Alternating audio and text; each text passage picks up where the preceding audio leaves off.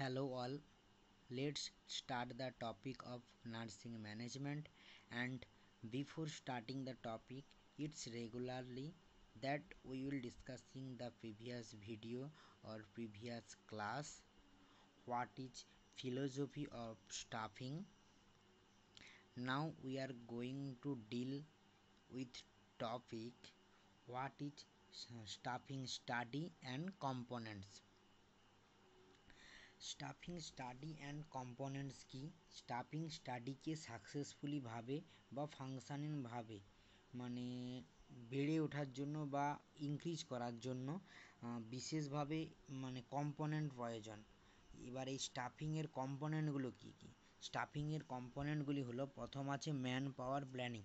একটা অর্গানাইজেশানকে কন্টিনিউভাবে তাকে বজায় রাখার জন্য, তার অর্গানাইজেশনের কাজগুলোকে বজায় রাখার জন্য অবশ্যই আমাদের প্রথমে ম্যান পাওয়ার প্ল্যানিং, মানুষকে জোগাড় করতে হবে, মানুষের একটা লিস্ট তৈরি করতে হবে, তার প্ল্যানিং করতে হবে। তারপর কি করতে হবে? Job analysis. আমরা যে এমপ্লয়িগুলোকে নিলাম তাদের ডিগ্রি অনুযায়ী, তাদের কোয়ালিফিকেশান অনুযায়ী, তাদের এক্সপিরিয়েন্স অনুযায়ী আমরা তাদের কোন ডিপার্টমেন্টে রাখবো, কাকে কোথায় রাখবো, সেটা একটা আমাদেরকে জব অ্যানালাইসিস করতে হবে। তারপর কি করতে হবে? রিক্রুটমেন্ট। আমরা অ্যাডের মাধ্যমে আমরা রিক্রুটমেন্ট করব। রিক্রুটমেন্টের যেসব পদ্ধতিগুলো আছে সেই প্রসেস মেনে আমরা তাদের রিক্রুটমেন্ট করব। রিক্রুটমেন্টের প্রসেস কমপ্লিট হওয়ার পর তাদের আমরা কি করব? সিলেকশান করব, তাদের আমরা নিয়ে নেব। সিলেকশান করার পর তারপরের কি স্টেপ আছে? প্লেসমেন্ট। তাদেরকে আমরা তাদের প্লেসমেন্টটা দেখাবো, তারা কোথায় থেকে কাজ করবে, তারা কি কাজ করবে, তাদের প্লেসমেন্টটা আমরা দেব। তারপর কি করব আমরা? তারপর কি করব? Induction and ওরিয়েন্টেশান। ইন্ডাকশান মানে কি? তারা যেই নতুন এনভায়রনমেন্টালে এলো, তারা যে একটা নতুন পরিবেশে এসছে, তাদেরকে আমরা কিছুটা টাইম দেব। এই নয় যে 1 বছর বা 1 মাস, এটা নয়, এর কোনো প্রয়োজন নেই। তবু আমরা তাদেরকে কিছুটা টাইম দিয়ে শেখাবো, যাতে এখানে এই পরিবেশের সঙ্গে তারা তাল মেলাতে পারে, পরিবেশের সঙ্গে নিজেকে মিলিয়ে নিতে পারে। তারপর কি করব? আমরা ওরিয়েন্টেশান করাবো, অন্যান্য এমপ্লয়ির সঙ্গে তাদের পরিচয় করাবো, অন্যান্য ম্যানেজারের সঙ্গে আমরা পরিচয় করাবো, অর্গানাইজেশানের প্রত্যেকটা ডিপার্টমেন্টের কোথায় কী আছে আমরা জানাবো। তারপর কি করব? কিভাবে রিপোর্টিং করতে হয় সেটাও আমরা শেখাবো।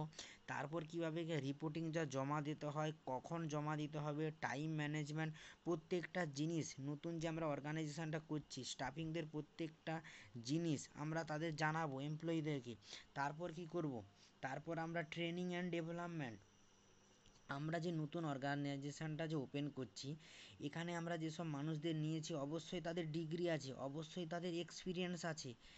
তারপরেও আমরা যে নতুন অর্গানাইজেশানে তাদের নিলাম, আমরা যেভাবে চাই অর্গানাইজেশানটা চলবে, আমরা যেভাবে চাচ্ছি এদেরকে কাজ করাবো, সেভাবে কাজ করানোর জন্য অবশ্যই আমাদেরকে কী করতে হবে? অবশ্যই আমাদেরকে তাদেরকে একটা মানে এখানের যে প্রসেসটা, এখানে তাদের প্রসেসটা শেখাতে হবে, ট্রেনিং দিতে হবে। তারপর কি করব আমরা?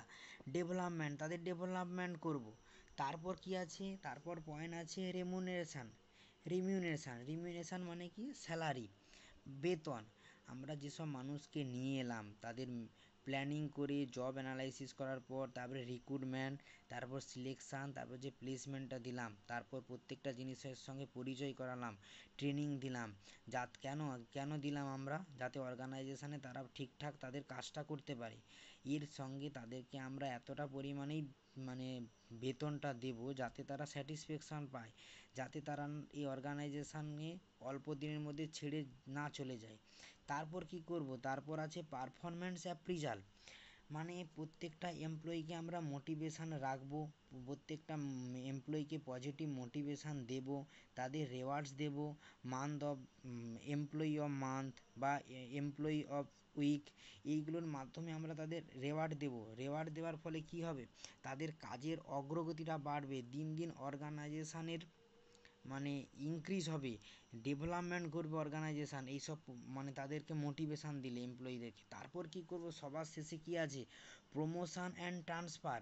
তাদের আমরা মানে তাদের অগ্রগতি দেখে, তাদের কাজের মানে ডেভেলপমেন্ট দেখে তাদের আমরা প্রমোশন দেবো, প্রমোশন দেওয়ার পরে তাদের কী করব, একটা প্ল্যাটফর্ম থেকে অন্য প্ল্যাটফর্মে একটা মানে নিচু লেভেলের পজিশান থেকে আমরা তাদেরকে উঁচু লেভেলের পজিশানে নিয়ে যাব।